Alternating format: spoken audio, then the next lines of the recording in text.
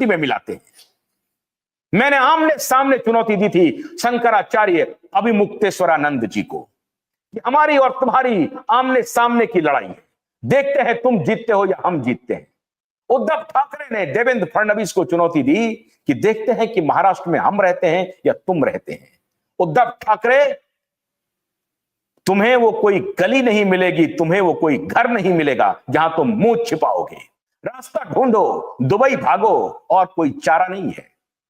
मुंबई में तुम्हारी औकात जनता ने, महाराष्ट्र की जनता ने तुम्हें बता दी। जिस मुंबई की सीट पर तुम दम ठोक रहे थे, 36 सीट में से कह रहे थे कि 20 सीट पर तो हम लड़ेंगे, लड़ भी लिया तुमने। 36 सीट में से 36 सीट में से Bharatiya Janata party thumping majority से मुंबई की सारी सीटें लगभग स्वीप कर गई। और अभिमुक्तेश्वरानंद जी, कान खोल करके सुन लीजिए, मैंने चुनौती दी थी आपको, और किस आधार पर चुनौती दी थी? ईश्वर के आधार पर चुनौती दी थी। आप ईश्वर के मैसेंजर नहीं हो सकते। ईश्वर का मैसेंजर हमारे एसएसआर वॉरियर हैं।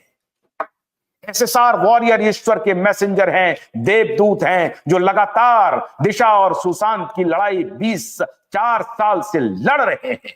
वो हैं, उनमें मैं ईश्वर का प्रतिबिंब देखता हूं, उन्हें मैं ईश्वर का रूप मानता हूं, उन्हें मैं ईश्वर मानता हूं, जो सत्य के साथ, न्याय के साथ लड़ता रहा और खड़ा रहा, और मेरे साथ भी खड़े रहे।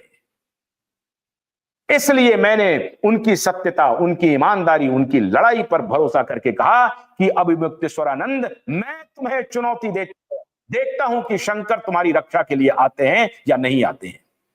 तुम अपने सारे घोड़े खोल लो, मैं तुम्हें तुम कह करके संबोधित कर रहा हूं अभिमुक्तेश्वरानंद।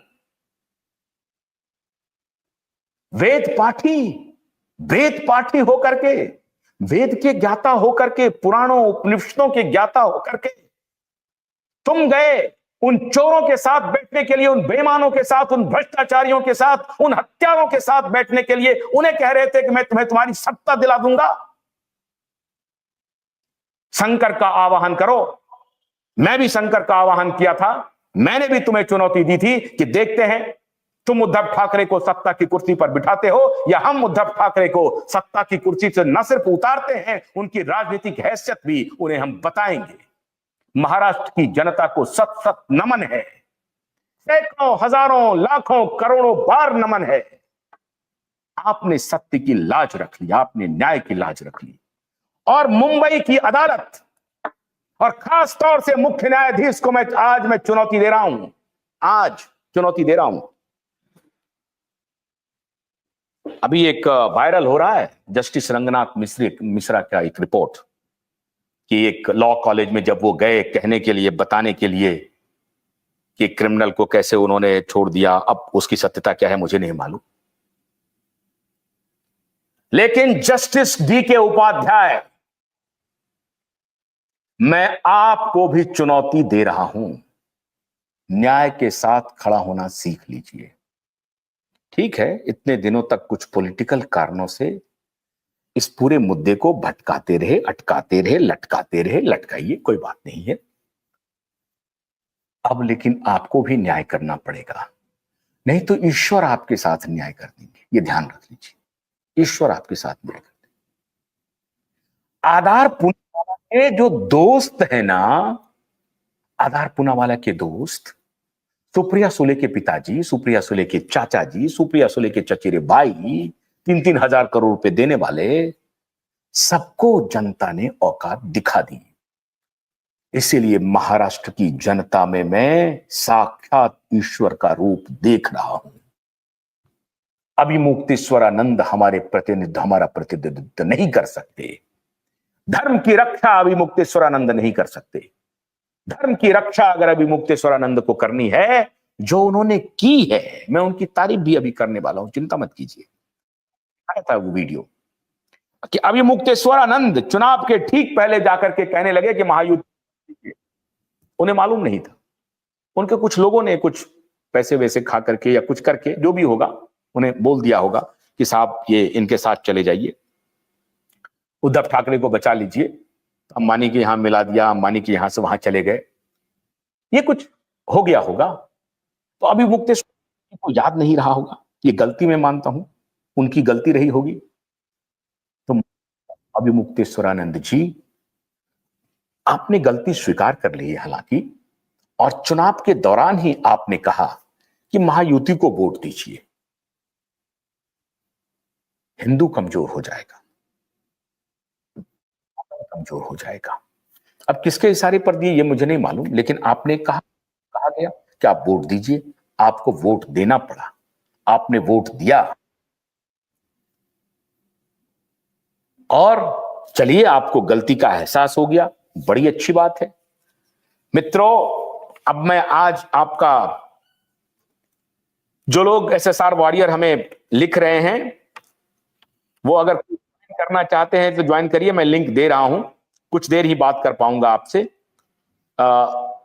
देमालिया बनर्जी कह रहे हैं Sameer Wankhede has approached Bombay high court seeking CBI inquiry against Nawab Malik in atrocities case. Yes, he should go to high court. लेकिन शुभम चौहान कह रहा है जस्टिस फॉर एसआर, हो गया जस्टिस फॉर एसएसआर, अब कोई जरूरत नहीं है, अब हो जाएगा, चिंता मत कीजिए, वो सब भी होता रहेगा। जस्टिस फॉर एसएसआर हो गया, तीनों के तीनों मटिया मेट हो गए, चिंता मत कीजिए, जस्टिस फॉर एसएसआर हो गया। और ये अपडेट अभी क्या है, अपडेट तो हाँ ये क्या है 126, इसको थोड़ा मैं जरा 1 मिनट, हाँ 1 सेकेंड, हाँ 126 जो अभी करंट अपडेट में आपको दे रहा हूं, 126 सीट अकेले बीजेपी और Shiv Sena Shinde 55, NCP Ajit Pawar 40, Indian National Congress 20, Shiv Sena Uddhav, हमने सोचा था कि 20-25 सीट तो कम से कम आएगा, इसके 17 सीट पे आ गया है। और शरद पवार तो अदर्स से भी नीचे आ गए हैं, अदर्स 18 है, शरद पवार 12 है। अगर कहीं शर्म बची है तो ये लोग इसका फैसला कर लेंगे। खैर, एसएसआर वॉरियर के लिए आज मैं सिर्फ यही शेयर करने वाला था और यही बताने वाला था कि आपके न्याय की लड़ाई कामयाब हो गई है। सुशांत केस में वानखेड़े भी धोखा दिया है। ओम, मुझे नहीं लगता है कि वानखेड़े ने क्या धोखा दिया है। थैंक यू भाई जी for all your hard work. Har Har Mahadev. Thank you very much. Trika Singh thank you. Powerless हो गया पावरलेस हो गया, बिल्कुल ठीक कह रहे हैं, पावरलेस हो गया। Thank you Sunny Dev. Divine justice, हाँ ठीक कह रहे हैं, शनिवार का दिन है ये, तो शनिदेव को हमें उनके प्रति आभार प्रकट करना चाहिए। और thank you Shanidev. Divine justice. Anshuman Mishra, you must be blind to not see that this is clearly a highly rigged election. अब ये सब बात आप कहते रहिए, रिग्ड इलेक्शन है, नॉट रिग्ड इलेक्शन है, ये सब बातें ठीक है, इस पर आप अपना बोल दे सकते हैं राय, मैं इस पे नहीं जाऊंगा। झारखंड महाराष्ट्र में कांग्रेस की सरकार बनी है, झारखंड में तो कांग्रेस की सरकार बनी है, बिल्कुल कांग्रेस और जेएमएम की सरकार बनी है। खैर, तो झारखंड और महाराष्ट्र में अलग अलग हुआ है। झारखंड में जो बातें हुई हैं, हमें तो सिर्फ महाराष्ट्र से अभी तात्पर्य था, झारखंड के बारे में भी विवेचना करेंगे। झारखंड की विवेचना आपको सहारा के सिलसिले में आपकी दहाड़ जिगर वाला शेर है। Thank you Neemu Lama ji, thank you. Bhajpa सरकार, सीएम शिंदे साहब, अब ये सीएम कौन बनेंगे अभी उसमें टकरार चल रहा है, अभी देखते जाइए कौन बनता है सीएम। लेकिन हमें सीएम पीएम से लेना देना नहीं था, हमें तो लेना देना था कि ऊपर वाले का न्याय इनके खिलाफ होता है या नहीं होता है। आप ये एक छोटी सी जानकारी आज आपसे शेयर करनी थी। बहुत बहुत शुक्रिया आप सबका। भाजपा सरकार, सीएम शिंदे साहब, बहुत बहुत शुक्रिया आप सबका कि आपने हमारे साथ, और सबसे बड़ी बात है एसएसआर वॉरियर ने जिस तरह से हमारे साथ इस लड़ाई में अपने योगदान दिया है, अपनी भूमिका दी है, वो बहुत महत्वपूर्ण है। अभी जब ये अनफोल्ड होगा, कौन मुख्यमंत्री बनता है, किसके सहारे ये राजनीति आगे बढ़ती है, तो हम और भी जानकारी लेकर के आएंगे। और परमवीर का क्या होगा ये भी हम आपको 1 या 2 दिन में बताएंगे। बहुत बहुत शुक्रिया, नमस्कार।